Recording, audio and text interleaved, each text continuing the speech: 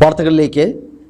ദേവികുളം മണ്ഡലത്തിൽ 100% വിജയപ്രതീക്ഷയാണുള്ളതെന്ന് UDF സ്ഥാനാർത്ഥി F രാജ. മണ്ഡലത്തിലെ ജനങ്ങൾക്ക് വേണ്ടി നിരവധി കാര്യങ്ങൾ ചെയ്യാനുണ്ട്. കഴിഞ്ഞ 20 വർഷമായി ദേവികുളം മണ്ഡലത്തിൽ വികസന മുരടിപ്പാണ്. നിലവിൽ ഭരിക്കുന്നവർ മണ്ഡലത്തിനായി ഒന്നും ചെയ്തിട്ടില്ല. ദേവികുളം മണ്ഡലത്തിലടക്കം UDF വിജയം കൈവരിക്കുമെന്നും മണ്ഡലം വികസന പാതയിൽ എത്തുമെന്നും എഫ് രാജ മൂന്നാറിൽ പറഞ്ഞു. 100% വിജയപ്രതീക്ഷയാണ്. ഈ ജനങ്ങൾക്ക് വേണ്ടി ഒത്തിരി കാര്യങ്ങൾ ചെയ്യാനുണ്ട്. 20 വർഷമായിട്ട് ഒരു വികസനമില്ല. ഇവിടെ ചെയ്യാൻ ഒത്തിരി കാര്യങ്ങളുണ്ട്. ഇവിടെ 20 വർഷമായിട്ട് ഒന്നും ചെയ്തില്ല ഇടതുപക്ഷ സർക്കാർ. UDF സർക്കാർ ഇവിടെ വരും.